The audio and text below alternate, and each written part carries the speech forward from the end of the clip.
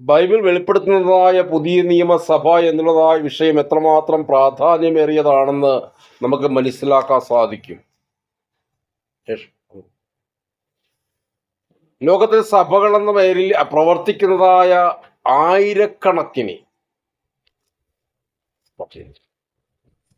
ആയിരക്കണക്കിന് സംഘടനകൾ ലോകത്തിന് നൽകുന്നതായ ഒരു വലിയ ആശയക്കുഴപ്പമുണ്ട്.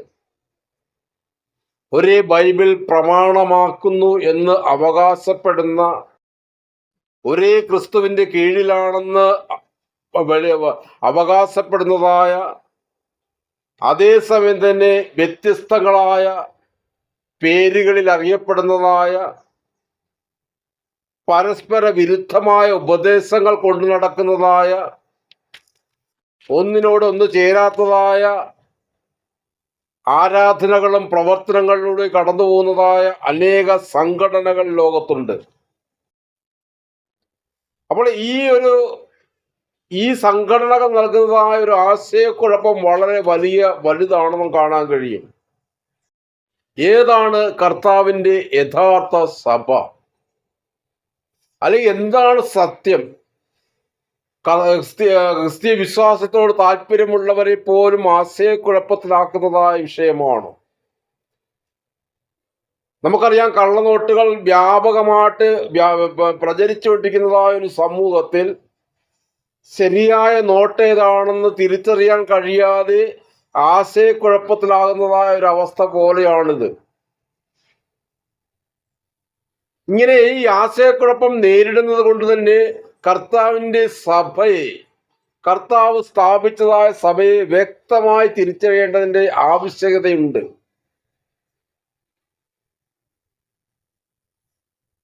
കള്ളനോട്ടിനെ തിരിച്ചറിയുവാൻ നമുക്കറിയാൻ സാധിക്കും. കള്ളനോട്ടിനെ കുറിച്ച് പഠിക്കുകയല്ല വേണ്ടത്, ശരിയായ നോട്ടിനെ കുറിച്ച് തിരിച്ചറിയാണ് വേണ്ടത്. ഇതേപോലെ തന്നെയാണ് സഭയെയും നാം തിരിച്ചറിയേണ്ടത്.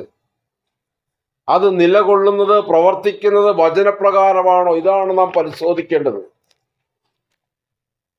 നാം ഇന്ന് ചിന്തിക്കുന്നത് എങ്ങനെയായിരിക്കണം കർത്താവിൻ്റെ സഭ പ്രവർത്തിക്കേണ്ട, അല്ലെങ്കിൽ വചനപ്രകാരമുള്ളതായ പ്രകൃതി എന്താണ്? ഇതാണ് നാം ചിന്തിക്കുന്നത്. ഒന്നാമതായിട്ട് നമുക്ക് കാണാൻ കഴിയും, കർത്താവിൻ്റെ സഭയ്ക്ക് വചനപ്രകാരമുള്ളതായ ഒരു പേര് ഉണ്ടായിരിക്കും. കർത്താവിൻ്റെ സഭ എന്ന് പറയുന്നത് വചനപ്രകാരമുള്ള പേരിൽ തന്നെ അറിയപ്പെടുന്ന സഭയായിരിക്കണം. ലോകത്തിൽ ഇന്ന് അനേകായിരം സഭകൾ എന്ന പേരിൽ അവകാശപ്പെടുന്നതായ സംഘടനകൾ ഉണ്ടെന്ന് കാണുകയുണ്ടായി. നമ്മൾ മൊബൈൽ എടുത്തുകൊണ്ട് ഇന്റർനെറ്റിൽ സെർച്ച് ചെയ്താൽ എത്രത്തോളം ആ സഭകൾ എന്ന പേരിൽ സംഘടനകളുണ്ടെന്ന് സെർച്ച് ചെയ്താൽ കിട്ടുന്നതായ ഉത്തരം ഇതാണ്: 47,300 വിധത്തിലുള്ളതായ സഭകളുണ്ട്. 47,300 സഭകളാണ് ലോകത്തുള്ളത് മുഴുവനായിട്ട്. അത് ഈ 2025 വരെയുള്ളതായ കണക്കാണ്. 2023 കണക്ക് മറ്റൊന്നായിരുന്നു. അപ്പൊ അത്രയും പേരുകളിൽ പ്രവർത്തിക്കുന്നതായ സഭകൾ ലോകത്തുണ്ട് എന്നുള്ളത് വളരെ ഞെട്ടിക്കുന്നതായ അവസ്ഥയാണ്. കർത്താവിൻ്റെതായ സഭയെക്കുറിച്ച് ചിന്തിക്കുമ്പോൾ നമുക്ക് കാണാൻ കഴിഞ്ഞ് ആ പേരുകൾ പലപ്പോഴും ചില പ്രത്യേകതകളെ വെളിപ്പെടുത്തുന്നതാണ്, ദൈവത്തോടുള്ള ബന്ധത്തെ വെളിപ്പെടുത്തുന്നതാണ്, അതേപോലെ തന്നെ പദവികളെ വെളിപ്പെടുത്തുന്നതാണ്. മത്തായിയുടെ സുവിശേഷം 16-ാം അധ്യായം 18-ാം വാക്യം വായിക്കാം.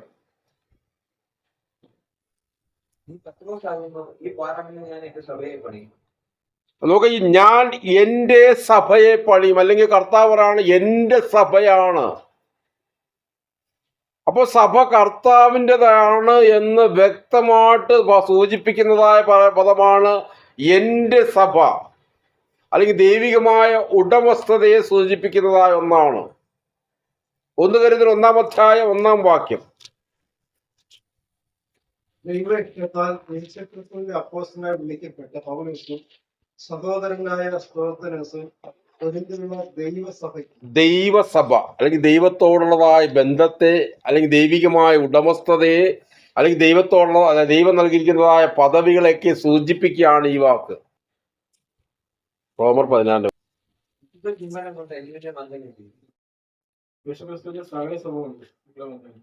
ക്രിസ്തുവിന്റെ സകല സഭകൾ അല്ലെങ്കിൽ ക്രിസ്തു സഭ എന്നുള്ളതായ രീതിയിലാണ് അവിടെ നമുക്ക് കാണാൻ കഴിയുന്നത്.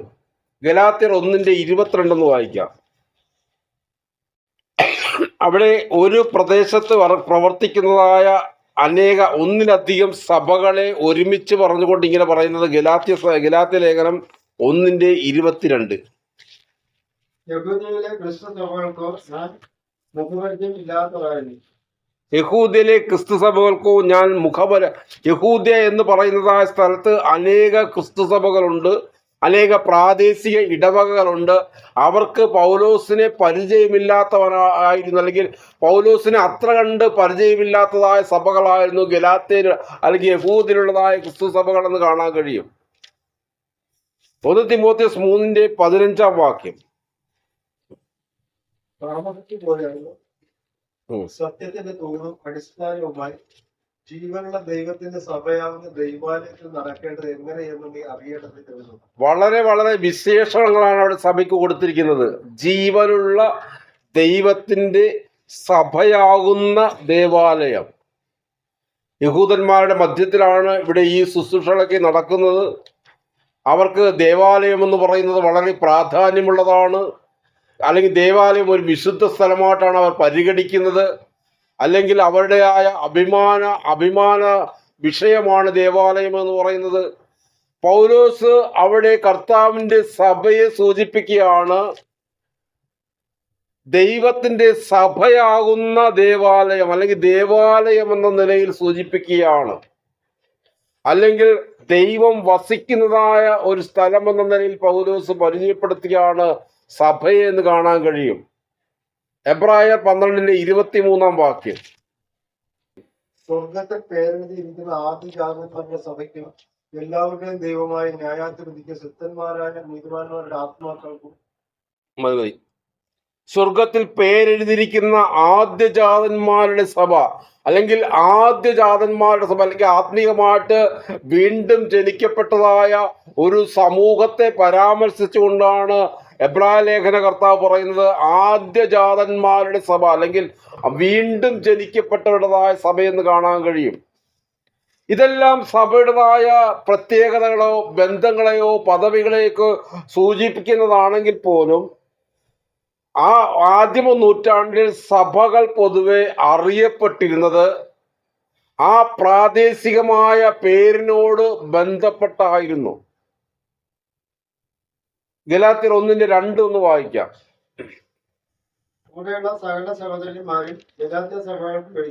ഓരോ ലേഖനത്തിന്റെയും ആരംഭത്തിൽ 1-2 വാക്യങ്ങൾ നമുക്ക് കാണാൻ കഴിയും.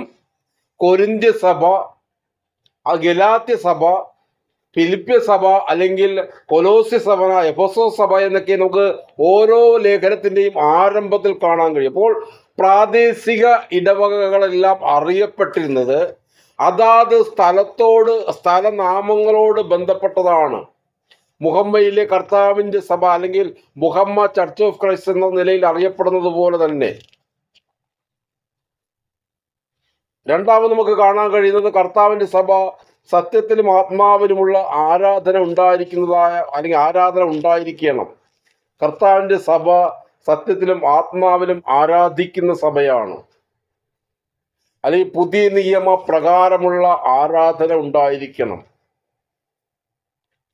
ആരാധനയുടേതായ ചരിത്രം പരിശോധിക്കുമ്പോൾ നമുക്ക് കാണാൻ കഴിയും, ദൈവവുമായിട്ട് മനുഷ്യൻ ബന്ധം ആരംഭിച്ചതായ സമയം മുതൽ തന്നെ ബൈബിൾ പഠിപ്പിക്കുന്നത് ശേത്തിന്റെ കാലത്ത് ആരാധന ആരംഭിച്ചു എന്ന് ഉൽപ്പത്തി പുസ്തകത്തിൽ കാണാൻ കഴിയും.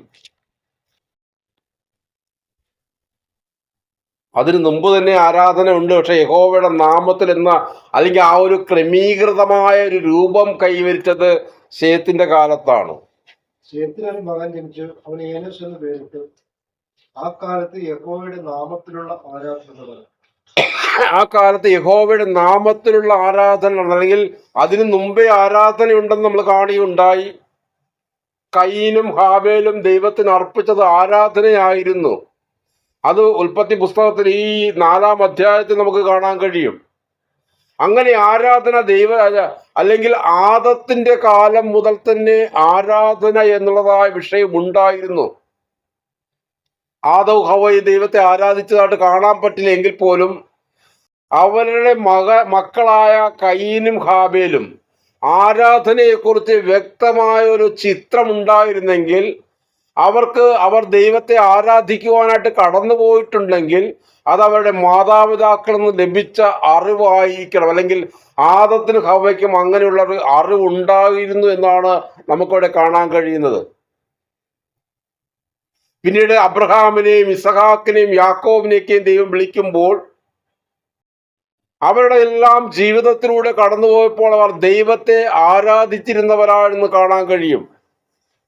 അവർ കടന്നു പോകുന്നതായ യാത്രകൾ ഉടനീളം ദൈവം അവരുടെ ജീവിതത്തിൽ നന്മകൾ ചെയ്യുമ്പോൾ, ദൈവത്തോടുള്ളതായ നന്ദികൾ അവരുടെ ഹൃദയത്തിൽ ഉയർത്തപ്പെടുമ്പോൾ, ദൈവത്തെ ആരാധിക്കണമെന്ന് അവർക്ക് എപ്പോൾ തോന്നുന്നുവോ അപ്പോൾ അവർ ഒരു യാഗപീഠം ഉണ്ടാക്കി അവർ ദൈവത്തെ ആരാധിക്കുന്ന ചിത്രം ഉൽപ്പത്തി മുതലേ നമുക്ക് കാണാൻ കഴിയും.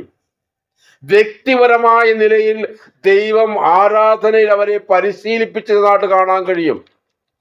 ഇൻഡിവിജ്വലായിട്ട് അല്ലെങ്കിൽ ഓരോ വ്യക്തികളെയും ദൈവത്തെ ആരാധിക്കുവാൻ കഴിയുന്ന വിധത്തിലുള്ളതായ ഒരു പരിശീലനം.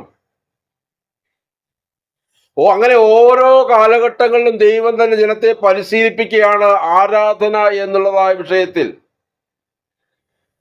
പിന്നീട് ന്യായപ്രമാണ കാലഘട്ടത്തിലേക്ക് കടന്നു വന്നപ്പോൾ ആരാധന എന്നുള്ളതായ വിഷയത്തിൽ മാറ്റം വന്നു, രീതികളിൽ മാറ്റം വന്നു. ആ വ്യക്തിപരമായ നിലയിൽ ആരാധിച്ചിരുന്നതായ ആ ഒരു കാലഘട്ടത്തിൽ നിന്ന് സാമൂഹികപരമായ അല്ലെങ്കിൽ സമൂഹ ആരാധനയിലേക്ക് ജനം കടന്നു പോവുകയുണ്ടായി. പിതാക്കന്മാരുടെ കാലത്ത് ഏത് സമയത്തും എപ്പോഴും ആരാധിക്കാൻ കഴിയുന്ന സമയത്ത് നിന്ന് ഒരു കൃത്യമായ സമയവും കൃത്യമായ സ്ഥലവും രൂപീകരിക്കപ്പെടുകയുണ്ടായി. അത് യെരുശലേമിൽ അല്ലെങ്കിൽ പ്രാദേശിക സിനഗോഗുകളിലേക്കും കൂടി വരുന്നതായ ഒരവസ്ഥയിലേക്ക് കടന്നു പോവുകയുണ്ടായി. ആരാധന എന്നുള്ളതായ വിഷയത്തിൽ പുതിയ നിയമസഭയെ അല്ലെങ്കിൽ ആരാധന എന്നുള്ളതായ വിഷയത്തിൽ ദൈവജനത്തെ അല്പാൽപമായിട്ട് ദൈവം വളർത്തിയെടുക്കുകയായിരുന്നു. അല്ലെങ്കിൽ ആ ആദത്തിൻ്റെതായ ആ ഒരു സാദൃശ്യത്തിൽ നിന്നും അല്ലെങ്കിൽ മണ്ണ് കൊണ്ടുള്ളവന്റെ സാദൃശ്യത്തിൽ നിന്നും സ്വർഗീയമായ നിലയിലേക്ക് ഉയർത്തിക്കൊണ്ടുവരികയായിരുന്നു ചെയ്തത്. 1 Corinthians 15:47 മുതൽ 49 വരെ. ഭൂമിയിൽ നിന്ന് മണ്ണ് കൊണ്ടുള്ളവൻ, രണ്ടാം മനുഷ്യൻ സ്വർഗത്തിൽ നിന്നുള്ളവൻ. മണ്ണ് കൊണ്ടുള്ളവനെ പോലെയും മണ്ണ് കൊണ്ടുള്ളവൻ സ്വർഗീയനെ പോലെ സ്വർഗീയന്മാരുമാകുന്നു. നാം മണ്ണ് കൊണ്ടുള്ളവന്റെ പ്രതിമ ധരിക്കുന്ന പോലെ സ്വർഗീയന്റെ പ്രതിമയും ധരിക്കും. നാം മണ്ണ് കൊണ്ടുള്ളവന്റെ പ്രതിമ ധരിച്ചതുപോലെ സ്വർഗീയന്റെ പ്രതിമയും ധരിക്കും. അല്ലെങ്കിൽ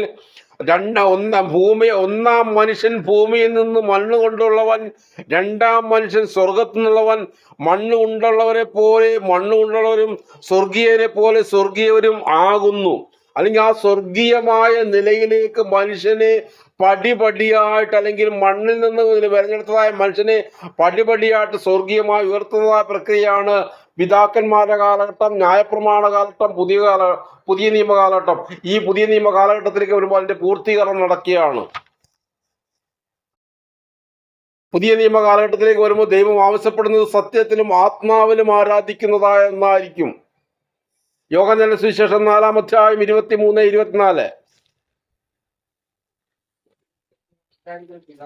ആത്മാവിനും സത്യത്തിലും നമസ്കരിക്കുന്ന നാഴിക വരുന്നു, ഇപ്പോൾ വന്നുമിരിക്കുന്നു. തന്നെ നമസ്കരിക്കുന്നവർ ഇങ്ങനെയുള്ളവരെ നമ്മുടെ പിതാവ് ചെയ്യും. ദൈവം ആത്മാവാകുന്നു, അവനെ നമസ്കരിക്കുന്നവർ ആത്മാവിലും സത്യത്തിലും നമസ്കരിക്കുന്നു. സത്യ നമസ്കാരികൾ പിതാവിനെ ആത്മാവിലും സത്യത്തിലും നമസ്കരിക്കുന്ന നാഴിക വരുന്നു. പുതിയ നിയമ ആരാധനയെ കുറിച്ചുള്ളതായ വെളിപാട് ആദ്യമായിട്ട് ദൈവം പകർന്നു നൽകുന്നത് യഹൂദന്മാർക്കായിരുന്നില്ല, ഒരു ശമര്യ സ്ത്രീക്കാണ്. അല്ലെങ്കിൽ പുറം ജാതികളിൽ പെട്ടതായ യഹൂദ മതത്തോട് ബന്ധമില്ലാത്തതായ, ഇതുവരെ ദൈവത്തെ ആരാധിക്കുവാൻ ഭാഗ്യം ലഭിച്ചിട്ടില്ലാത്തതായ കേവലം ഒരു സമര്യ സ്ത്രീക്കാണ് പുതിയ നിയമ ആരാധനയെ കുറിച്ചുള്ളതായ വെളിപാട് യേശു ആദ്യമായിട്ട് നൽകുന്നത്. അതിന് 21 മുതൽ 23 വരെയുള്ളതായ വാക്യങ്ങൾ വായിക്കാം. യേശു അവരോട് പറഞ്ഞത്, സ്ത്രീയെ എന്റെ വാക്ക് വിശ്വസിക്കുക, നിങ്ങൾ പിതാവിനെ നമസ്കരിക്കുന്നത് ഈ മലയിലും അല്ല യെരൂശലേമിലും അല്ല എന്നുള്ള നാഴിക വരുന്നു. നിങ്ങൾ അറിയാത്തതിനെ നമസ്കരിക്കുന്നു, ഞങ്ങളോ അറിയുന്നതിനെ നമസ്കരിക്കുന്നു. രക്ഷ യഹൂദന്മാരുടെ നിന്നല്ലോ വരുന്നത്. പിന്നീട് പറഞ്ഞത്, സത്യ നമസ്കാരികൾ പിതാവിനെ ആത്മാവിന് സത്യത്തിനും നമസ്കരിക്കുന്ന നാഴിക വരുന്നു, ഇപ്പോൾ വന്നും ഇരിക്കുന്നു. അവളെ ആരാധന എന്നുള്ളതായ വിഷയത്തിലേക്ക് കൂട്ടിക്കൊണ്ടുപോവുകയാണ്. അവൾ 20-ാം വാക്യത്തിൽ പറയാണ്, ഞങ്ങളുടെ പിതാക്കന്മാർ ആ മലയിലാണ് നമസ്കരിക്കുന്നത്, നമസ്കരിക്കേണ്ടതായ സ്ഥലം യെരൂശലേമിലാണെന്ന് നിങ്ങൾ പറയുന്നു. യേശു അവളോട് പറയാണ്, ആ മലയിലുമല്ല, ഈ മലയിലുമല്ല, യെരൂശലേമിലുമല്ല എന്നുള്ള നാഴിക വന്നുകൊണ്ടിരിക്കുക. അല്ലെങ്കിൽ പഴയ പിതാക്കന്മാരുടെ കാലഘട്ടത്തിൽ വ്യക്തിപരമായിട്ട് ആരാധിച്ചതായ സ്ഥലത്ത് നിന്ന്, അല്ലെങ്കിൽ ന്യായപ്രമാണ കാലഘട്ടത്തിൽ യെരൂശലേമിൽ ആരാധിച്ച സ്ഥലത്തൊക്കെ മാറ്റപ്പെടാൻ പോവുകയാണ്. ഒരു മാറ്റം വരാൻ പോവുകയാണ്. അങ്ങനെ യെരൂശലേമിൽ അല്ല എന്നുള്ള നാഴിക വരുന്നു. നിങ്ങൾ അറിയാത്തതിനെ നമസ്കരിക്കുന്നു, ഞങ്ങൾ അറിയുന്നതിനെ നമസ്കരിക്കുന്നു. നോക്ക, ആ യഹൂദ ആരാധനയെ ആഗ്രഹത്തോട് നോക്കിക്കണ്ടതായ ശമരിയ ജനം, അല്ലെങ്കിൽ യഹൂദന്മാർക്ക് യാതൊരു വിധത്തിലും ഒരു നിർജീവമായ ആരാധനയിലൂടെയാണ് അവർ കടന്നുപോയെങ്കിലും ആ ആരാധനയെക്കുറിച്ചുള്ള അറിവ് ലഭിച്ചതായ ശമരിയ ജനം അതിനെ വളരെ ആഗ്രഹത്തോടാണ് നോക്കിക്കൊണ്ടിരുന്നത്. അവിടെ വളരെ വ്യക്തമായിട്ട് യേശു പറയാണ്, ആത്മാവിൽ സത്യത്തിൽ നമസ്കരിക്കുന്ന നാഴിക വരുന്നു, ഇപ്പോൾ വന്നും ഇരിക്കുന്നു. ഇങ്ങനെ ആത്മികമായ ആരാധനയിലേക്ക് ദൈവം ജനത്തെ ഒരുക്കിയത് പുതിയ നിയമ കാലഘട്ടത്തിലാണ്. എന്താണ് ആത്മാവിലും സത്യത്തിലുമുള്ളതായ ആരാധന? നമുക്കറിയാം, സുവിശേഷം കേട്ടുകൊണ്ട് മാനസാന്തരപ്പെട്ടുകൊണ്ട് പാപങ്ങളുടെ മോചനത്തിനായി യേശു ക്രിസ്തുവിന്റെ നാമത്തിൽ സ്നാനമേൽക്കുന്നതായ ഓരോ വ്യക്തികൾക്കും വ്യക്തിപരമായിട്ട് പരിശുദ്ധാത്മാവിനെ ലഭിക്കുമെന്ന് നമുക്ക് കാണാൻ കഴിയും. പ്രവൃത്തി 2:38 വാക്യം.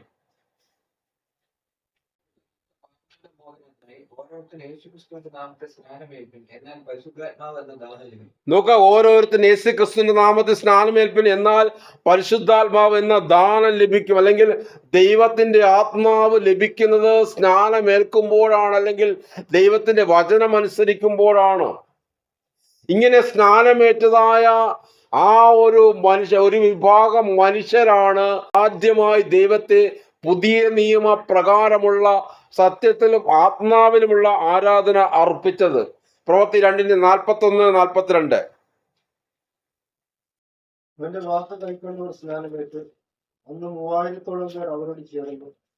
അവർ അപ്പോസ്തലന്മാരുടെ ഉപദേശം കേട്ട് കൂട്ടായ്മ ആചരിച്ചും അപ്പം നുറുക്കുകയും പ്രാർത്ഥന കഴിച്ചും ചെയ്തു. അവർ അപ്പോസ്തലന്മാരുടെ ഉപദേശം കേട്ട് കൂട്ടായ്മ ആചരിച്ച് അപ്പം നുറുക്കി പ്രാർത്ഥന കഴിച്ചു പോകുന്നു. അല്ലെങ്കിൽ അവർ അന്ന് മുതൽ പുതിയ നിയമപ്രകാരമുള്ള ആരാധന ആരംഭിക്കുകയുണ്ടായി.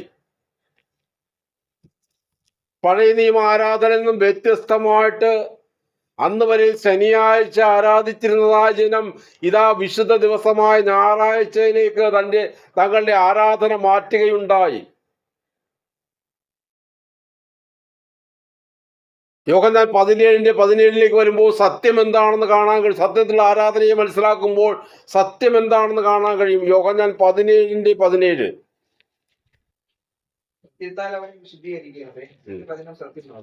നിന്റെ വചനമാണ് സത്യം, അല്ലെങ്കിൽ ദൈവത്തിന്റെ വചനത്തെയാണ് സത്യം എന്ന പേരിൽ വിളിക്കപ്പെടുന്നത്. അപ്പോൾ നമുക്ക് പുതിയ നിയമ ആരാധന എന്താണെന്ന് മനസ്സിലാക്കി എടുക്കുമ്പോൾ കാണാൻ കഴിയുന്നത്, വചനപ്രകാരം രക്ഷിക്കപ്പെട്ടതായ ജനം പുതിയ നിയമത്തിൻ്റെതായ അല്ലെങ്കിൽ പുതിയ നിയമപ്രകാരം ദൈവത്തിന് നൽകുന്നതായ ആരാധനയാണത് നമുക്ക് കാണാൻ കഴിയുന്നത്. ഇതൊരിക്കലും എഴുതി വെക്കപ്പെട്ടതായ ക്രമത്താൽ നടത്തപ്പെടുന്ന ആരാധനയല്ല, ആത്മികമായിട്ട് ഉയർത്തപ്പെടുന്നതായ ഒന്നാണ്. ആഴ്ചവട്ടത്തിൽ 1-ാം നാളിലാണ് ആരാധന നടത്തേണ്ടത്. പ്രവൃത്തി 2:41-42 ഒന്നും വായിക്കാം.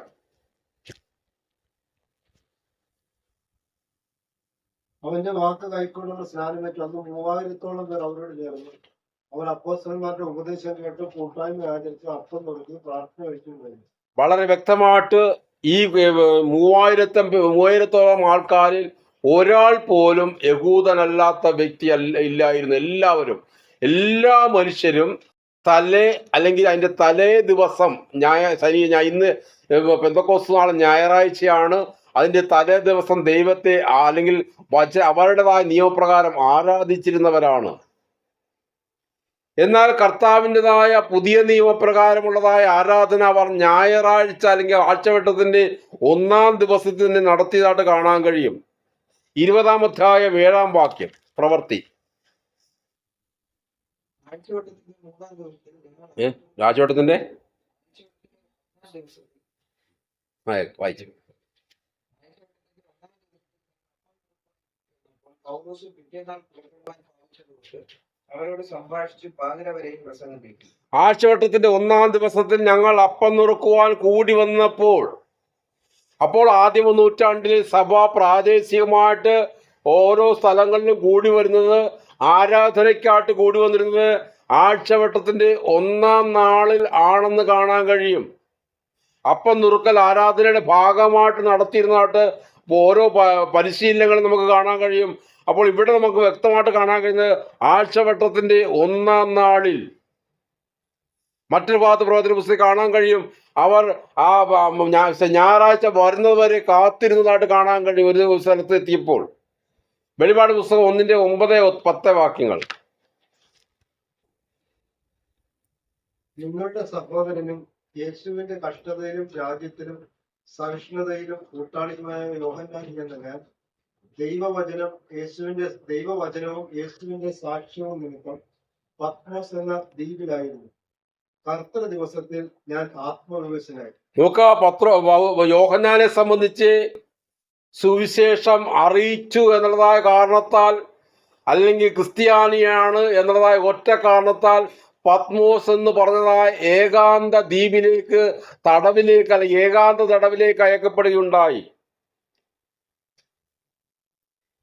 യോഹന്നാൻ എന്ന ഞാൻ ദൈവവചനവും യേശുവിന്റെ സാക്ഷ്യവും നിമിത്തം പത്മോസ് എന്ന ദ്വീപിലായിരുന്നു.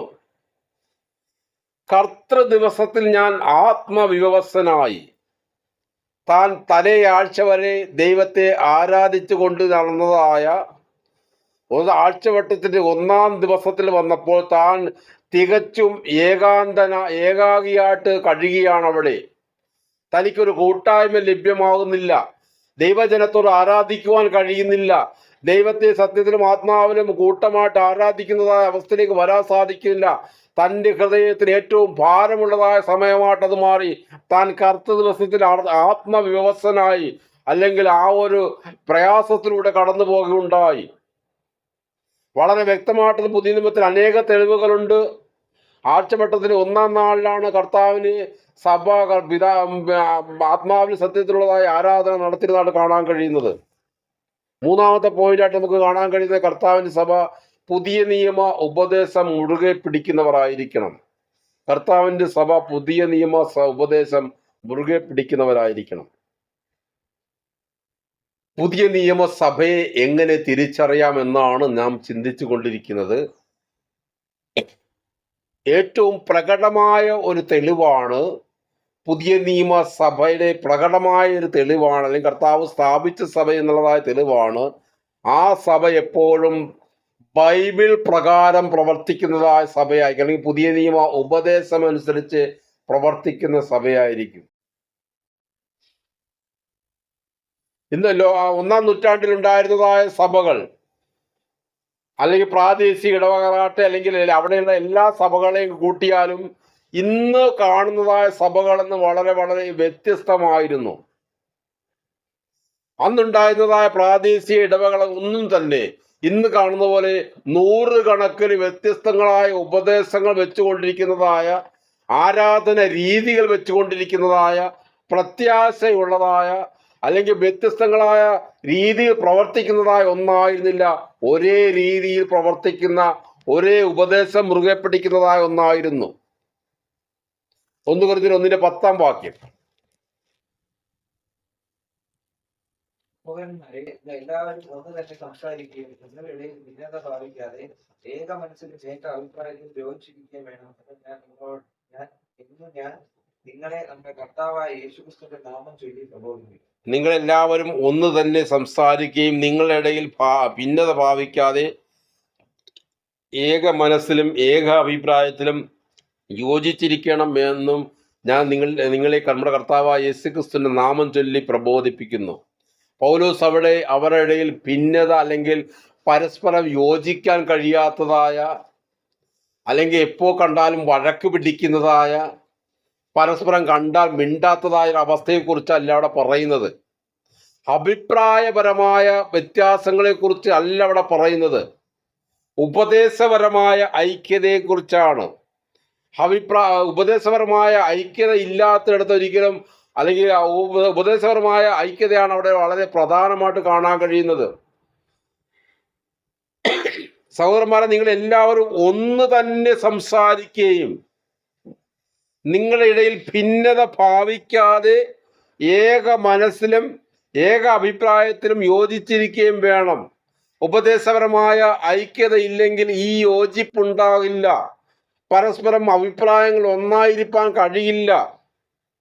എഫേസ്യർ 4:4 മുതൽ 6 വരെയുള്ളതായ വാക്കുകൾ വായിക്കുമ്പോൾ കർത്താവിന്റെ സഭയ്ക്ക് ഒരു ഉപദേശമാണ്, ഒരു വിശ്വാസമാണ്, ഒരു പ്രത്യാശയാണെന്ന് കാണാൻ കഴിയും. പല പ്രത്യാശയില്ല. 4:4 മുതൽ 6 വരെ. നിങ്ങളെ വിളിച്ചപ്പോൾ ഏക പ്രത്യാശയ്ക്കായി നിങ്ങളെ വിളിച്ചപ്പോൾ ശരീരമൊന്ന്, ആത്മാവൊന്ന്, കർത്താവൊന്ന്, വിശ്വാസമൊന്ന്, സ്നാനമൊന്ന്, എല്ലാവർക്കും നീതിയുള്ളവനും എല്ലാവരിലും കൂടി വ്യാപരിക്കുന്നവനും എല്ലാവരിലും ഇരിക്കുന്നവനുമായി എല്ലാവർക്കും ദൈവവും പിതാവുമായവനും. നോക്ക്, അവിടെ നിങ്ങളെ വിളിച്ചപ്പോൾ ഏക പ്രത്യാശയ്ക്കായി. നമ്മളെല്ലാവരും കർത്താവായ യേശുക്രിസ്തുവിന്റെ രണ്ടാം വരവിന് വേണ്ടി കാത്തിരിക്കുന്നവരാണ്. അവൻ നമ്മളെ ചേർത്ത് കൊള്ളുവാൻ വേണ്ടിയാണ് പാപം കൂടാതെ രണ്ടാമത് പ്രത്യക്ഷനാകുന്നതെന്ന് വചനം പഠിപ്പിക്കുകയും നമ്മൾ വിശ്വസിക്കുകയും ചെയ്യുന്നവരാണ്. എന്നാൽ ലോകത്തെ ക്രിസ്ത്യാനികൾ എല്ലാവരും അങ്ങനെ അല്ല എന്ന് നമ്മൾ മനസ്സിലാക്കണം. അവൻ രാജ്യം സ്ഥാപിക്കാൻ വേണ്ടി കടന്നു വരുന്നെന്ന് പറയുന്നവരുണ്ട്. അല്ലെങ്കിൽ ആദ്യം അവർ ചീത്തവരെ എടുത്ത് മാറ്റിക്കളയാൻ വേണ്ടി വരികയാണെന്ന് പറയുന്നവരുണ്ട്. പല വിധത്തിലുള്ളതായ പ്രത്യാശകളാണ് ലോകത്തിൽ നമുക്ക് കാണാൻ കഴിയുന്നത്.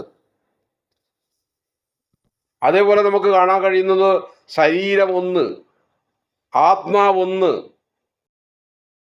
അതായത് സ്നാനമേൽക്കുമ്പോൾ ലഭിക്കുന്നതായ ആത്മാവ് കൂടാതെ അല്ലെങ്കിൽ വേറെ ആത്മാവ് ലഭിക്കുന്നതെന്നൊക്കെ പഠിപ്പിക്കുന്നതായ കൂട്ടങ്ങളുണ്ട്. കർത്താവ് ഒരുവനാണ്. പിതാവാണോ ദൈവം, പുത്രനാണോ ദൈവം, ആത്മാവാണോ ദൈവം എന്നുള്ളതായ തർക്കങ്ങളുള്ളതായ കൂട്ടങ്ങളുണ്ട്. പല വിശ്വാസങ്ങളുള്ളതായ സമൂഹങ്ങളുണ്ട്. പല വിധത്തിൽ സ്നാനപ്പെടുത്തുന്നതായ രീതിയുണ്ട്. സ്നാനം ഒന്നല്ല. തളിക്കൽ സ്നാനമുണ്ട്, മുങ്ങൽ സ്നാനമുണ്ട്, ശിശു സ്നാനമുണ്ട്, അങ്ങനെ പല വിധത്തിലുള്ളതായ സ്നാനമുണ്ട്. എല്ലാവർക്കും മീതെയുള്ളവനും എല്ലാവരും കൂടി വ്യാപരിക്കുന്നവനും എല്ലാവർക്കും ദൈവവും പിതാവുമായവൻ ഒന്ന്, അല്ലെങ്കിൽ ഒരു യൂണിറ്റി അവിടെ കാണാൻ കഴിയും. ആ ഡോക്ടറിനായിട്ടൊരു യൂണിറ്റി ഇവിടെ കാണാൻ, ഉപദേശപരമായിട്ടൊരു ഐക്യത നമുക്ക് ഇവിടെ കാണാൻ, കർത്താവിന്റെ സഭയ്ക്ക് ഒന്നാണ് എല്ലാം എന്ന് കാണാൻ കഴിയും. 1 കൊരിന്ത്യർ 4:17 വാക്യം. വിശ്വസ്തനും എന്റെ പ്രിയനുമായ തിമോഥെയോസിനെ നിങ്ങളുടെ അടുത്ത് അയച്ചിരിക്കുന്നു. ഞാൻ എന്നും ഏത് സഭയിൽ ഉപദേശിക്കും ക്രിസ്തുവിനുള്ള എന്റെ വഴികൾ അവൻ. പൗലോസ് പറയുന്ന തിമോഥെയോസിനെ ഞാൻ നിങ്ങളുടെ അടുക്കലേക്ക്, നിങ്ങളുടെ സഭയിലേക്ക് അയക്കുകയാണ്. ഞാൻ എവിടെയും ഏത് സഭയിലും പ്രസംഗിക്കുന്ന പോലെ അവനും അതേ വിഷയങ്ങൾ അതേ രീതിയിൽ പഠിപ്പിക്കും. പൗലോസ് പഠിപ്പിക്കുന്നതായ വിഷയത്തിൽ കുറച്ചുകൂടി തൻ്റെതായ ആഡിങ്സ്, തൻ്റെതായ കൂട്ടിച്ചേർക്കൽ കൂടി ചേർത്തിട്ടല്ല പഠിപ്പിക്കുന്നത്. താൻ അതിൽ ഗവേഷണം ചെയ്ത് കുറെ കണ്ടെത്തലുകൾ നടത്തിയിട്ടല്ല പഠിപ്പിക്കുന്നത്. എന്താണോ പൗലോസിൽ നിന്ന് പ്രാപിച്ചത്, എന്താണോ പൗലോസിനെ സംബന്ധിച്ച് പൗലോസ് കർത്താവെന്ന് പ്രാപിച്ചതാണോ സഭയ്ക്ക് കൊടുത്തിരിക്കുന്നത്.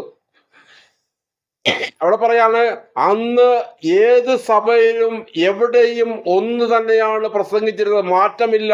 പ്രാസംഗികർ മാറുന്നതനുസരിച്ച് ഉപദേശം മാറില്ല.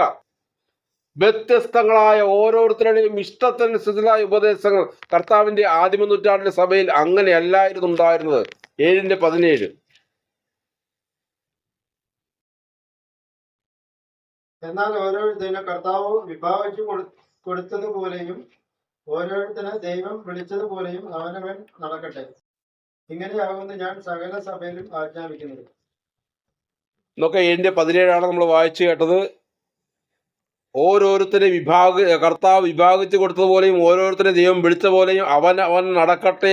ഇങ്ങനെയാകുന്നു ഞാൻ സകല സഭകളിലും ആജ്ഞാപിക്കുക. എല്ലാ സഭകളിലും പൗലോസ് പ്രസംഗിക്കുമ്പോൾ ഒരേ കാര്യമാണ് ആവശ്യപ്പെടുന്നത്. ആ സഭയുടേതായ സ്വഭാവത്തിനനുസരിച്ചല്ല പറയുന്നത്, ഒരേ വിഷയം ആവശ്യപ്പെടുകയാണ്. ഫിലിപ്പിയർ 2:2. നിങ്ങൾ ഏക മനസ്സുള്ളവരെ ഉം. ഏക സ്നേഹം കൊണ്ട് ഐക്യമത്യപ്പെട്ട് ഏക ഭാവമുള്ളവരെ ഇങ്ങനെ എന്റെ സന്തോഷം പൂർണ്ണമാക്കും. നിങ്ങൾ ഏക മനസ്സുള്ളവരാ, ഏക സ്നേഹമുണ്ട്, ഐക്യബന്ധപ്പെട്ട്. നമുക്ക് ഉപദേശപരമായിട്ട് വ്യത്യസ്തമായിട്ട് നിലകൊള്ളുന്നതായ സമൂഹമാണെങ്കിൽ ഒരിക്കലും ഹൃദയം തുറന്ന് സ്നേഹിക്കാൻ പറ്റില്ല, ഐക്യതപ്പെടാൻ പറ്റില്ല, ഒരേപോലെ സംസാരിക്കാൻ പറ്റില്ല. 4:21 എഫേസ്യർ 4:12 വാക്യം, 12:13. നാം എല്ലാവരും വിശ്വാസത്തിൽ തികഞ്ഞ പുരുഷത്വവും ക്രിസ്തുവിന്റെ സമ്പൂർണ്ണതയായ പ്രായത്തിന്റെ അളവും പ്രാപിക്കുവോളം ശുശ്രൂഷയുടെ വേലയ്ക്കും ക്രിസ്തുവിന്റെ ശരീരത്തിന്റെ ആത്മീയ വർദ്ധനയ്ക്കും നോക്ക്, അവിടെ 11 വാക്യത്തിൽ നമ്മൾ ഇങ്ങനെ വായിക്കുന്നു, അവൻ ചിലരെ അപ്പോസ്തലന്മാരായും ചിലരെ പ്രവാചകന്മാരായും ചിലരെ സുവിശേഷകന്മാരായും ചിലരെ ഇടയന്മാരായും ഉപദേഷ്ടാക്കന്മാരായും നിയമിച്ചിരിക്കുന്നു. കർത്താവിൻ്റെ സഭയിൽ ഓരോ കാലഘട്ടങ്ങളിലും കർത്താവ് ഓരോ മനുഷ്യരെയും പ്രത്യേകമായിട്ട് ശുശ്രൂഷകൾക്കായിട്ട് നിയോഗിക്കുകയുണ്ടായി. ഒരു കാലഘട്ടത്തിൽ അപ്പോസ്തലന്മാരെയും പ്രവാചകന്മാരെയും നിയോഗിക്കുകയുണ്ടായി. അവരവരുടെ ശുശ്രൂഷകളൊക്കെ കഴിഞ്ഞ് കടന്നുപോയി ഉണ്ടായി. ചിലരെ ഉപദേഷ്ടാക്കന്മാരായി, ഇടയന്മാരായി, സുവിശേഷകന്മാരായി നിയമിച്ചിരിക്കുന്നു. ഇങ്ങനെ കർത്താവിൻ്റെ സഭയിൽ ഓരോ നേതൃത്വത്തെയും വെച്ചിരിക്കുന്നതിന് ഒരു പ്രധാന ഉദ്ദേശമുണ്ട്. അത് നാം, അല്ലെങ്കിൽ അങ്ങനെ നിയമിച്ചിരിക്കുന്നത് കൊണ്ട് നാം ദൈവപുത്രനെ വിശ്വാസത്തിലും ദൈവപുത്രനെ കുറിച്ചുള്ള പരിജ്ഞാനത്തിലുമുള്ള ഐക്യതയും, ഈ കർത്താവിൻ്റെ സഭകൾ അല്ലെങ്കിൽ അപ്പോസ്തലന്മാർ, ഉപദേഷ്ടാക്കന്മാർ, പ്രവാചകന്മാർ എല്ലാവരും പഠിപ്പിക്കുന്നത് ആ വിശ്വാസത്തിലും ദൈവപുത്രനെ കുറിച്ചുള്ള പരിജ്ഞാനത്തിലും ഐക്യത ഉണ്ടാകാൻ വേണ്ടിയാണ്. ഒരേ വിഷയം പഠിപ്പിക്കുന്ന, ഒരേ ഉപദേശം കൊണ്ടു നടക്കുന്ന, ഒരേ രീതിയിൽ സംസാരിക്കുന്നതായ, അല്ലെങ്കിൽ കർത്താവിൻ്റെ സഭകളിൽ എല്ലായിടത്തും ഒരേ ഉപദേശങ്ങൾ കൊണ്ടു നടക്കുന്നതായി ഒന്നായി തീരണം. ഐക്യതയും തികഞ്ഞ പുരുഷത്വവും ക്രിസ്തുവിന്റെ സമ്പൂർണതയായ പ്രായത്തിന്റെ അളവും പ്രാപിക്കുവോളം വിശുദ്ധന്മാരുടെ യഥാസ്ഥാനത്തിനായുള്ള ശുശ്രൂഷയുടെ വേലയ്ക്കും ക്രിസ്തുവിന്റെ ശരീരത്തിന്റെ ആത്മീയ വർധനയ്ക്കുമാകുന്നു. ഗലാത്യർ 1:8-9. എന്നാൽ ഞങ്ങൾ നിങ്ങളോട് അറിയിച്ചതിന് വിപരീതമായി ഞങ്ങളാകട്ടെ സ്വർഗത്തിൽ നിന്ന് ഒരു ദൂതനാകട്ടെ നിങ്ങളോട് സുവിശേഷം അറിയിച്ചാൽ അവൻ ശപിക്കപ്പെട്ടവൻ. ഞങ്ങൾ മുൻ പറഞ്ഞതുപോലെ ഞാൻ ഇപ്പോൾ പിന്നെയും പറയുന്നു, നിങ്ങൾ കൈക്കൊണ്ട സുവിശേഷത്തിന് വിപരീതമായി ആരെങ്കിലും നിങ്ങളോട് സുവിശേഷം അറിയിച്ചാൽ അവൻ ശപിക്കപ്പെട്ടവൻ. 8-9 വാക്യത്തിൽ പറയാണ്, ഞങ്ങൾ നിങ്ങളോട് അറിയിച്ചതിന് വിപരീതമായി, അല്ലെങ്കിൽ അതോറിറ്റി എന്ന് ദൈവികമായ അതോറിറ്റി എന്ന് പറയുന്നത് അപ്പോസ്തലന്മാരായ ഞങ്ങളിലൂടെയാണ് അത് പുറപ്പെട്ടു വന്നിരിക്കുന്നത്. ഞങ്ങളിലൂടെ നൽകപ്പെട്ടതായ ആ ഉപദേശങ്ങളിൽ പിന്നീട് ഞങ്ങൾക്ക് എപ്പോഴെങ്കിലും അതിനെക്കുറിച്ചൊരു അനുതാപം തോന്നിയിട്ട്, അല്ലെങ്കിൽ ഞങ്ങൾ വിശ്വാസം തെറ്റിപ്പോയ ശേഷം ഞങ്ങൾ വിശ്വാസം മാറിപ്പോകാൻ ഇടവന്നു കഴിഞ്ഞാൽ ഞങ്ങൾ നിങ്ങളുടെ അടുക്കൽ വന്ന് പറയാണ്, ഞങ്ങൾ അന്ന് പറഞ്ഞതൊക്കെ തെറ്റായിരുന്നു പറഞ്ഞാൽ നിങ്ങൾ സ്വീകരിക്കാൻ പാടില്ല. ഞങ്ങൾക്ക് പോലും ഇതിനെ തിരുത്താൻ അധികാരമില്ല. ഞങ്ങൾ ഇപ്പോൾ പഠിപ്പിക്കുന്നതായ കാര്യങ്ങൾ, ദൈവത്തിൻ്റെ ആത്മാവിനാൽ പഠിപ്പിക്കുന്ന കാര്യങ്ങൾ തിരുത്തുവാനോ കൂട്ടിച്ചേർക്കാനോ കുറക്കുവാനോ ഞങ്ങൾക്ക് പോലും അധികാരമില്ല. ഞങ്ങൾ മുൻ പറഞ്ഞ പോലെ ഇപ്പോഴും പിന്നെയും പറയുകയാണ്, നിങ്ങൾ കൈക്കൊണ്ട സുവിശേഷത്തിന് വിരോധമായി ആരെങ്കിലും നിങ്ങളോട് സുവിശേഷം അറിയിച്ച അവൻ ശപിക്കപ്പെട്ടവൻ. അത്രമാത്രം സ്ട്രിക്റ്റ് ആണ് ഉപദേശം. പൗലോസിന് പോലും അപ്പോസ്തലന്മാർക്ക് പോലും തിരുത്താൻ പറ്റില്ല, കൂട്ടിച്ചേർക്കാൻ പറ്റില്ല. 1 തിമോഥെയോസ് 4:16. നിന്നെ തന്നെയും ഉപദേശത്തെയും സൂക്ഷിച്ചുകൊണ്ട് ഉറച്ചു നിൽക്കാം. അങ്ങനെ ചെയ്താൽ നീ നിന്റെയും നിന്റെ പ്രസംഗം കേൾക്കുന്നവരെയും രക്ഷിക്കും. നിന്നെ തന്നെയും ഉപദേശം, അല്ലെങ്കിൽ എന്താണ് നാം ഉപദേശിക്കുന്നത് കർത്താവിൻ്റെ സഭകളിൽ? കർത്താവിന്റെ സഭകളിൽ ഉപദേശിക്കുമ്പോൾ വളരെ സൂക്ഷ്മത വേണം, കൃത്യത വേണം. നമ്മുടെ വാക്കുകളിലൂടെ ഒരു തെറ്റുപോലും കടന്നു വരാതിരിക്കാൻ ശ്രദ്ധിക്കണം. നമ്മുടെ ചിന്തകളോ വിചാരങ്ങളോ ബുദ്ധിപരമായ കണ്ടുപിടുത്തങ്ങളോ ഒന്നും തന്നെ പ്രസംഗത്തിലൂടെ കടന്നു വരാതിരിക്കാൻ ശ്രദ്ധിക്കണം. ഉപദേശം പറയുമ്പോൾ സൂക്ഷ്മതയോടുകൂടി തന്നെ ചെയ്യണം. ഇതിൽ ഉറച്ചു നിൽക്കണം. അങ്ങനെ ചെയ്താൽ ഉപദേശിക്കുന്നത് ശരിയാണെങ്കിൽ, ഉപദേശിക്കുന്നത് കറക്റ്റാണെങ്കിൽ മാത്രമേ അത് കേൾക്കുന്നവരെയും പ്രസംഗിക്കുന്നവനെയും രക്ഷിക്കാൻ സാധിക്കും. അല്ലെങ്കിൽ അങ്ങനെ ചെയ്താൽ നീ നിന്നെയും നിന്റെ പ്രസംഗം കേൾക്കുന്നവരെയും രക്ഷിക്കും. അല്ലെങ്കിൽ ആ ഒരു രക്ഷയുടേതായ പാതയിലൂടെ സഞ്ചരിക്കാൻ നീ ശരിയായ ഉപദേശം കൊടുക്കണം. 2 തിമോഥെയോസ് 2:2. കേട്ടതെല്ലാം സത്യമായി ഉപദേശിക്കുന്നവരായ വിശുദ്ധന്മാരെ ഏൽപ്പിക്കുന്നു. നോക്ക, ഒരു കൈമാറിപ്പോയതായ ഉപദേശങ്ങളാണ്. ആദ്യത്തെ ആള് പറഞ്ഞത് തന്നെയാണ് 1000 അല്ലെങ്കിൽ ഒരു 800ാമത്തെ ആൾക്കാരും കേൾക്കുന്നത് അതേ വിഷയം തന്നെയാണ്. നൂറ്റാണ്ടുകളായിട്ട് ഈ പ്രക്രിയ നടന്നുകൊണ്ടിരിക്കുകയാണ്. കർത്താവായ യേശുക്രിസ്തു അപ്പോസ്തലന്മാർക്ക് പകർന്നു നൽകിയതായ വചനങ്ങൾ അത് കർത്താവിന്റെ ആദിമ നൂറ്റാണ്ടിലുള്ളതായ സഭയ്ക്ക് പകർന്നു കൊടുക്കുകയുണ്ടായി, ലിഖിത രൂപത്തിൽ എഴുതപ്പെടുകയുണ്ടായി, അതിൻ്റെ കോപ്പികൾ തയ്യാറാക്കപ്പെടുകയുണ്ടായി. ആ 1-ാം നൂറ്റാണ്ടിൽ തയ്യാറാക്കപ്പെട്ടതായ മൂലഗ്രന്ഥത്തിൽ നിന്നും പകർത്തി എഴുതപ്പെട്ടതായ കോപ്പികൾക്ക് വീണ്ടും കോപ്പികളുണ്ടായി. ഇന്ന് ഈ ഒരു കാലഘട്ടത്തിലേക്ക് വരുമ്പോഴും ആ ആദ്യം നൂറ്റാണ്ടിൽ തയ്യാറാക്കിയതായ തിരുവചനങ്ങളിലെ പതിപ്പുകളാണ് നമ്മൾ ഓരോരുത്തരുടെയും കൈവശം ഇരിക്കുന്നത്. ഇങ്ങനെ കൈമാറി മാറ്റമില്ലാതെ കൈമാറി കടന്നു വന്നതാണ്. അതാണ് അവിടെ നമുക്ക് കാണാൻ കഴിയുന്നത്. നീ പല സാക്ഷികളുടെ മുമ്പാകെ എന്നോട് കേട്ടതെല്ലാം മറ്റുള്ളവരെ ഉപദേശിപ്പാൻ സമർത്ഥരായ വിശ്വസ്ത മനുഷ്യനെ ഫലമേൽപ്പിക്കുക. അല്ലെങ്കിൽ നീ എന്നോട് കേട്ടതെല്ലാം നിന്നിൽ തന്നെ ഒതുക്കി വെക്കരുത്, മറ്റുള്ളവരെ കൂടി പഠിപ്പിക്കണം. കാരണം അവരിലൂടെ തലമുറയായിട്ട് ഈ ഉപദേശം പരക്കേണ്ടതാണ്. തീത്തോസ് 1:9 വാക്യം. നിർമ്മലനും വിജയന്തിയും പ്രബോധിപ്പിക്കാനും വിരോധികൾക്ക് ബോധം വരുത്തുവാനും ശക്തനാകേണ്ടതിന് ഉപദേശപ്രകാരമുള്ള വിശ്വാസ വചനം മുറുകെ പിടിക്കുക. ഉപദേശം അല്ലെങ്കിൽ അപ്പോസ്തലിക ഉപദേശ പ്രകാരമുള്ള വിശ്വാസ വചനം മുറുകെ പിടിച്ചാൽ മാത്രമേ വിരോധികളെ ലജ്ജിപ്പിക്കാൻ കഴിയുള്ളൂ, പത്യോപദേശത്തെ പ്രബോധിപ്പിക്കാൻ കഴിയുള്ളൂ. അവിടെ നമുക്കവിടെ വളരെ വ്യക്തമായിട്ട് കാണാൻ കഴിയാണ്, ബോധം വരുത്തുവാൻ ശക്തനാകേണ്ടതിന് ഉപദേശപ്രകാരമുള്ള വിശ്വാസ വചനം മുറുകെ പിടിക്കുന്നവരായിരിക്കണം. 2 യോഹന്നാൻ 9 വാക്യം.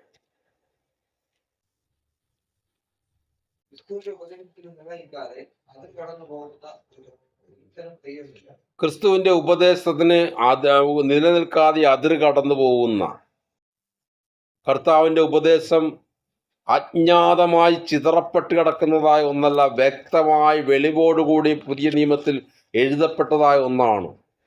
അതിനൊരു പരിധിയുണ്ട്, ബൗണ്ടറിയുണ്ട്. അല്ലെങ്കിൽ ആ ബൗണ്ടറിക്ക് അപ്പുറത്തേക്ക് സഞ്ചരിക്കുവാൻ ആർക്കും അധികാരമില്ല. ബൈബിളിൽ നിങ്ങൾക്ക് പഠിക്കാൻ സാധിക്കും, പക്ഷേ റിസർച്ച് ചെയ്യേണ്ട ആവശ്യമില്ല. അല്ലെങ്കിൽ പുതിയൊരു സാധനം കണ്ടെത്താൻ വേണ്ടി പഠിക്കേണ്ടതായ ആവശ്യമില്ല. കർത്താവ് എല്ലാം വെളിപ്പെടുത്തി തന്നിട്ടുണ്ട് നിങ്ങൾക്ക് വേണ്ടിയുള്ളതെല്ലാം. അതുകൊണ്ട് നാം ഉപദേശപരമായി കൃത്യതയുള്ളവരായിരിക്കണമെന്ന് വചനം പഠിപ്പിക്കുകയാണ്. അപ്പോൾ കർത്താവിൻ്റെ സഭ എന്ന് പറയുന്നത് ഉപദേശപരമായി പുതിയ നിയമ ഉപദേശത്തെ മുറുകെ പിടിക്കുന്നവരായിരിക്കും. നമ്മളവിടെ കാണുകയുണ്ടായി, പ്രവൃത്തി 2:41-42 കാണുകയുണ്ടായി.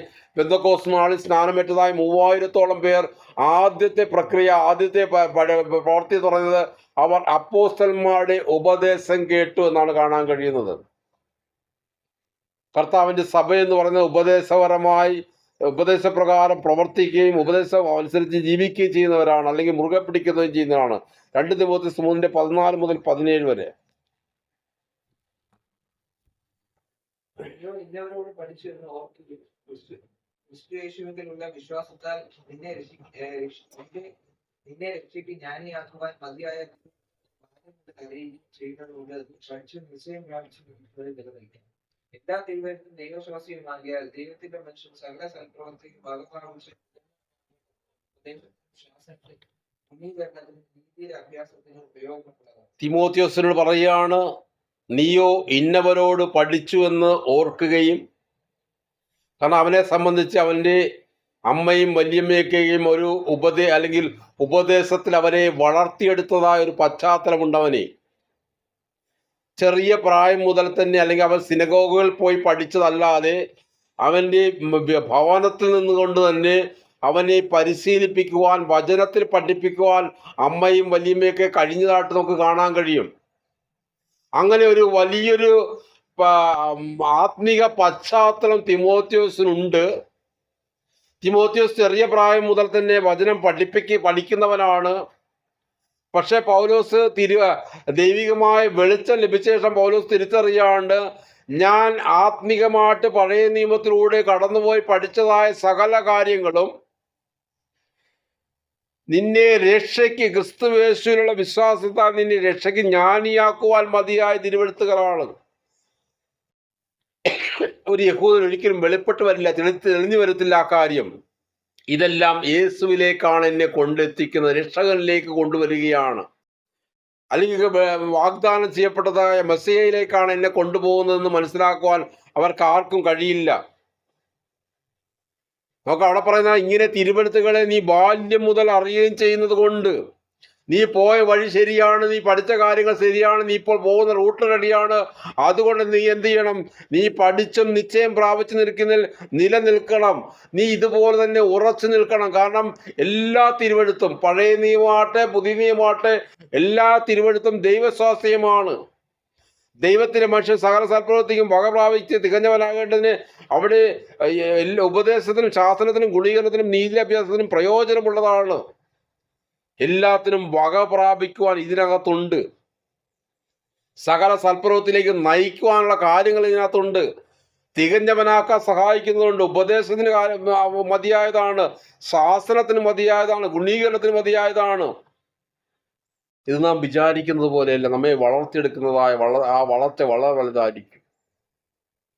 അവസാനമായിട്ട് പോയിന്റ് നമുക്ക് കാണാൻ കഴിയുന്ന, കർത്താവിന്റെ സഭ വിശുദ്ധി കാത്തു സൂക്ഷിക്കുന്നവരായിരിക്കും.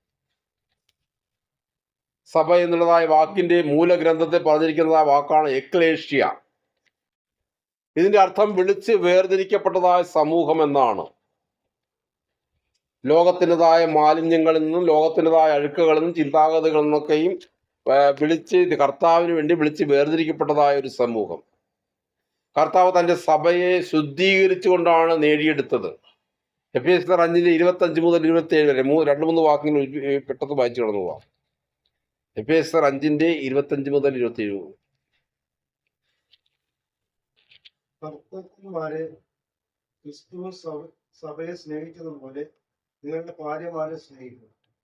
അവൻ അവളെ വചനത്തോടു കൂടിയ ജലസ്നാനത്താൽ വെടിപ്പാക്കി വിശദീകരിക്കേണ്ടത് കറ, തുടക്കം മുതലായത് ഒന്നുമില്ലാതെ സഭയെ ശുദ്ധയും നിഷ്കളങ്കവുമായി അവർക്ക് വേണ്ടി മതി. അവിടെ പറയാണ്, അവൻ അവളെ വചനത്തോടുകൂടിയ ജലസ്നാനത്താൽ വെടിപ്പാക്കി. നാം സ്വന്തം ബുദ്ധിയാൽ, കഴിവിനാൽ, നമ്മുടെ പ്രയത്നങ്ങളാൽ നേടിയെടുത്തതായ ഒന്നല്ല നമുക്ക് ലഭിച്ചിരിക്കുന്ന ആ വിശുദ്ധി. അവൻ നമ്മളെ വെടിപ്പാക്കിയതാണ്.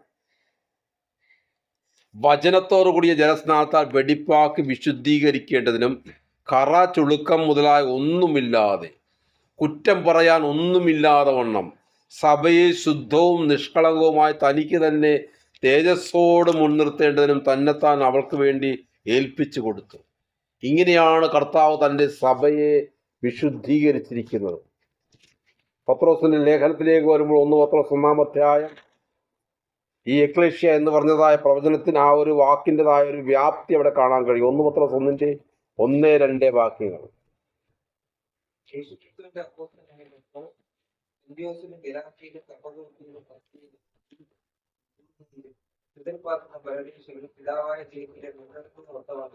ആത്മാവിന്റെ വിശദീകരണം പ്രാപിച്ച് അനുസരണം കാണിപ്പാനും യേശുക്രിസ്തുവിന്റെ ധരിക്കപ്പെടുവാനുമായി വൃദ്ധന്മാർക്ക് എത്തുന്നു.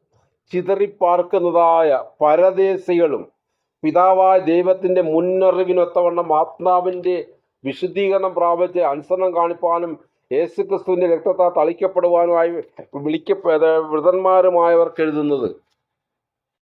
അപ്പോൾ ആ കർത്താവിനാൽ ദൈവത്താൽ വിളിക്കപ്പെട്ടതായ ജനം, വിശുദ്ധീകരിക്കപ്പെട്ടതാണ് ജനമാണ് നാം. നമുക്ക് തെറ്റുപറ്റാൻ സാധ്യതയുണ്ട്, വീണു പോകാൻ സാധ്യതയുണ്ട്. പക്ഷെ നമുക്കവിടെ ഒരു വിശ്വസ്തനായ ഒരു ദൈവം നമുക്ക് വേണ്ടി നിലകൊള്ളുകയാണ്. ഒരു വാക്യം കൂടി വായിച്ച് അവസാനിപ്പിക്കുക. യോഹന്നാൻ 1:7 വാക്യം. 1 യോഹന്നാൻ 7. 1 യോഹന്നാൻ 1:7. അവൻ യേശുക്രിസ്തുവിനെ വെളിച്ചത്തിൽ നടക്കുന്നുവെങ്കിൽ നമുക്ക് തമ്മിൽ കൂട്ടായ്മ. അവന്റെ പുത്രനായ യേശുക്രിസ്തുവിന്റെ രക്തം സകല പാപവും പോക്കി നമ്മെ ശുദ്ധീകരിക്കും. അവന്റെ പുത്രനായ യേശുക്രിസ്തുവിന്റെ രക്തം സകല പാപവും പോക്കി നമ്മെ ശുദ്ധീകരിക്കും. നാം കർത്താവിന്റെ സഭയെക്കുറിച്ച്, അതിനെ ഐഡന്റിഫൈ ചെയ്യാനുള്ള ആ കാര്യങ്ങളെക്കുറിച്ചാണ് നാം പഠിക്കുകയുണ്ടായത്. നോക്കുക, കർത്താവിന്റെ സഭ അത്രമാത്രം നിസ്തുല്യമാണ്. തിരിച്ചറിയേണ്ടതിൻ്റെ ആവശ്യകതയുണ്ട്. നമുക്കൊരിക്കലും ആശയക്കുഴപ്പം പാടില്ല. കർത്താവിൻ്റെ സഭ ഏതാണ്, കർത്താവ് സ്ഥാപിച്ച സഭ ഏതാണെന്ന്.